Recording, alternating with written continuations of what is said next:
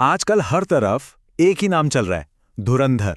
आपने भी न्यूज़ या सोशल मीडिया पर इस अपकमिंग बॉलीवुड फिल्म के बारे में ज़रूर सुना होगा। पर इन चमकते हुई हेडलाइंस और बॉलीवुड की चकाचौंध के पीछे एक ऐसी सच्ची कहानी छुपी है ना, जो किसी भी स्क्रिप्ट से कहीं ज़्यादा बड़ी है। ये कहानी है एक असली परमवीर की, मेजर मोहित शर्मा। आज हम यही समझने की कोशिश करेंगे कि आखिर इस फिल्म पर इतना विवाद क्यों चल रहा है, और उससे भी बड़ी बात, वो असली हीरो कौन थे जिनके आसपास ये पूरी चर्चा घूम रही है। तो सबसे पहला सवाल यही आता है दिमाग में, इन खबरों के पीछे का असली हीरो आखिर है कौन? देखिए, जब भी ऐसी कोई कंट्रोवर्सी होती है ना, तो हमारा ध्यान अक्सर फिल्मी सितारों या कोर्ट कचहरी पर चला जाता है।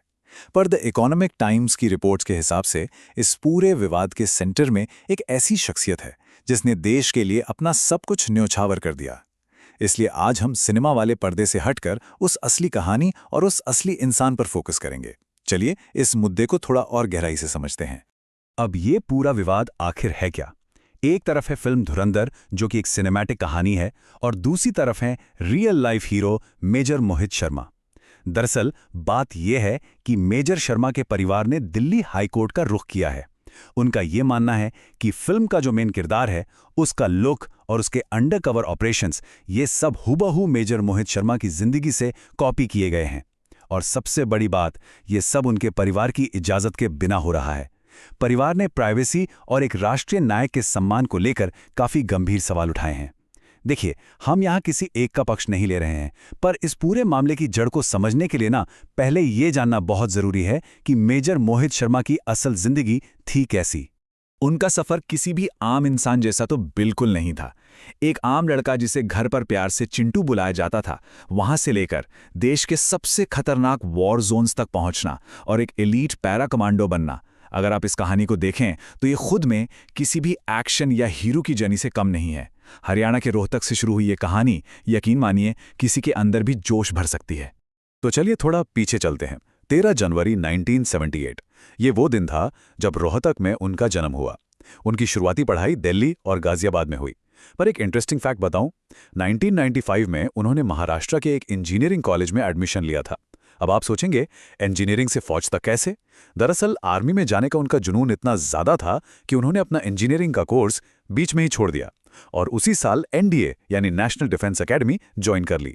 वहां उन्होंने इंडिया स्क्वाड्रन के एक टॉप कैडेट के रूप में अपनी पहचान बनाई और आगे चलकर 1999 में इंडियन मिलिट्री एकेडमी से पास आउट होकर आर्मी में कमीशन ले लिया। अब अगर मैं आपसे कमांडो शब्द कहूं तो शायद आपके दिमाग में एक बहुत ही सख्त और रफ टफ इंसान की इमेज आएगी, पर मेजर शर्मा का किरदार इससे काफी अलग और दिलचस्प था।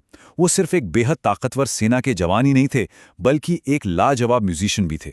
घर वाले उन्हें चिंटू और उनके दोस्त उन्हें माइक बुलाते थे। वो गिटार और सिंथेसाइजर बजाने में एकदम एक्सपर्ट थे, यहाँ तक कि माउथ ऑर्गन भी बखूबी बजाते थे। अक्सर अपने साथियों को लाइव परफॉर्मेंसेस देकर वो उनका पूरा दिन बना देते थे। उनकी लाइफ में एक तरफ डिसिप्लिन था तो दूसरी तरफ आर्ट। इसके अलावा उनकी शादी लेफ्टिनेंट कर्नल ऋषिमा शर्मा से हुई थी, जो खुद भी इंडियन आर्मी में देश की सेवा कर रही हैं। अगर आर्मी में उनके करियर की बात करें तो वो किसी रॉकेट की तरह आगे बढ़े। 1999 में उनकी पहली पोस्टिंग हैदराबाद में 5 मद्रास रेजिमेंट में हुई। इसके ठीक बाद उन्होंने कश्मीर में 38 राष्ट्रीय राइफल्स के साथ काउंटर इंसर्जेंसी ऑपरेशंस में हिस्सा लिया। वहां उनका काम इतना शानदार था कि 2002 में उन्हें chief of army staff commendation card दिया गया। लेकिन उन्हें रुकना कहाँ था? उनका निशाना तो शुरू से एलीट फोर्सेस में जाना था, और अपनी इसी लगन की वजह से जून 2003 में वो 1 पैरा स्पेशल फोर्सेस में शामिल हो गए। यही वो टर्निंग पॉइंट था जहां से उनकी जिंदगी इंडियन आर्मी के सबसे खतरनाक और रिस्की मिशंस की तरफ मुड़ गई। इफ्तिखार भट्ट। अब इस नाम को थोड़ा ध्यान से सुनिए। ये कोई आम नाम नहीं था। ये दरअसल वो कवर था, वो खुफिया पहचान थी जो मेजर मोहित शर्मा ने 2004 के एक बेहद हाई रिस्क अंडरकवर ऑपरेशन के लिए ली थी। अब बस एक पल के लिए उस सिचुएशन को इमेजिन कीजिए। आतंकवादियों का ठिकाना, चारों तरफ खतरा, और वहां उन्हीं के बीच एक फर्जी पहचान के साथ रहना। अगर एक छोटी सी भी गलती होती, एक हल्की सी भी चूक, तो नतीजा क्या होता, ये हम सब समझ सकते हैं। ये ऑपरेशन किसी सस्पेंस थ्रिलर से बिल्कुल भी कम नहीं था। अपनी इस फर्जी पहचान यानी इफ्तिखार भट्ट के रूप में उन्होंने हिजबुल मुजाहिदीन के आतंकवादियों के बीच घुसपैठ की। उन्होंने बिल्कुल उनके जैसी भाषा बोली, उनके जैसा पहनावा रखा, और कमाल देखिए, उन्होंने उनका भरोसा भी जीत लिया। और फिर जब सही वक्त आया तो अपनी लाजवाब टैक्टिकल प्लानिंग से उन्होंने 2 बड़े आतंकवादियों अबू तोरारा और अबू सब्जर को वहीं ढेर कर दिया। इस ऐतिहासिक और जोखिमों भरे ऑपरेशन के लिए उन्हें 2004 में सेना मेडल से नवाजा गया। ये पूरा मिशन इस बात का प्रूफ है कि उनका दिमाग और उनकी हिम्मत दोनों ही एकदम बेजोड़ थे। अब आते हैं उनके सफर के उस आखिरी और शायद सबसे अहम हिस्से पर। तारीख थी 21 मार्च 2009, जगह नॉर्थ कश्मीर का कुपवारा जिला। उस दिन मेजर शर्मा एक ब्रावो असॉल्ट टीम को लीड कर रहे थे। इंटेलिजेंस से खबर मिली थी कि वहां के घने जंगलों में कुछ आतंकवादी छुपे हुए हैं। ये जंगल कोई ऐसी वैसी जगह नहीं थी, बहुत ही घना और लड़ाई के हिसाब से बेहद खतरनाक इलाका था, जहां दुश्मन बिल्कुल घात लगाए बैठा था। इस दिन जो भयानक लड़ाई हुई, उस पूरी घटना को अगर एक नंबर से समझाना हो तो वो नंबर है 4।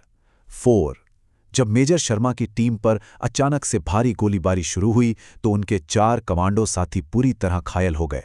ऐसे में उन्होंने अपनी जान की थोड़ी सी भी परवाह किए बिना आगे बढ़कर अपने इन 4 साथियों की जान बचाई। और सिर्फ इतना ही नहीं, इसी क्लोज क्वार्टर कॉम्बैट यानी आमने सामने की लड़ाई में उन्होंने 4 आतंकवादियों को ढेर भी किया। 4 साथियों की जान बचाना और 4 दुश्मनों को खत्म करना, ये उस दिन की लड़ाई के इस अद्भुत आंकड़े की सच्ची कहानी है। लेकिन इस बेजोड़ बहादुरी की कीमत उन्हें अपना सर्वोच्च बलिदान देकर चुकानी पड़ी। बुरी तरह घायल होने के बावजूद भी वो आखिरी सांस तक लड़ते रहे। उन्होंने हार नहीं मानी। उनके सर्वोच्च बलिदान, उनकी अद्भुत हिम्मत और कुशल नेतृत्व के लिए उन्हें मरणोपरांत भारत के सबसे बड़े शांतिकाल वीरता पुरस्कार अशोका चक्र से सम्मानित किया गया। देखिए, ये अशोका चक्र कोई आम मेडल नहीं है। ये उस आत्मा को नमन है जो देश के लिए किसी भी हद तक जाने को तैयार थी। अगर इस पूरे सफर को किसी एक बात में समेटना हो तो मेजर मोहित शर्मा के खुद के कहे हुए शब्द ही सबसे सही रहेंगे। वो अक्सर कहते थे, courage is not the absence of fear but the Triumph over it. यानी हिम्मत का मतलब ये नहीं है कि आपके अंदर डर नहीं है, बल्कि उस डर को हराकर उस पर जीत हासिल करना ही असली हिम्मत है। ये शब्द उन्होंने सिर्फ कहे नहीं थे, बल्कि अपनी उस छोटी सी पर बेहद प्रभावशाली जिंदगी में इस असूल को जीकर दिखाया था। और यही वजह है कि उनकी ये लेगेसी आज भी सेना के जवानों को और उनकी कहानी सुनने वाले हर एक इंसान को कंटिन्यूअसली मोटिवेट करती है। तो अब इस सब के बाद आखिर में हम वापस अपने आज के मुद्दे पर आते हैं। देखिए, जब किसी इंसान की जिंदगी इतनी इंस्पिरेशनल हो, इतनी बड़ी वीर गाथा हो, तो आमतौर पर फिल्में उसे बड़े पर्दे पर दिखाना चाहती हैं। पर यहाँ सबसे बड़ा सवाल यही खड़ा होता है कि एक सिनेमैटिक इंस्पिरेशन और किसी परिवार की प्राइवेसी के अधिकार के बीच आखिर वो लाइन कहाँ खींची जानी चाहिए। एक तरफ कलाकार कहते हैं कि वो ऐसी कहानियों को पर्दे पर लाकर लोगों को प्रेरित कर रहे हैं, पर दूसरी तरफ एक शहीद का परिवार भी तो है ना, जिसकी अपनी कुछ अपेक्षाएं हैं, उनकी अपनी फीलिंग्स हैं। अब दिल्ली हाईकोर्ट इस पर जो भी फैसला सुनाए, पर इस चर्चा से एक बात तो क्लियर हो जाती है कि ये जो असल कहानी है ना, ये हमेशा किसी भी फिल्म से, किसी भी स्क्रिप्ट से बहुत बड़ी होती है। उनका बलिदान हमारी आने वाली पीढ़ियों के लिए एक ऐसी विरासत है जिसके बारे में आगे भी ऐसी ही गहन चर्चा होती रहेगी।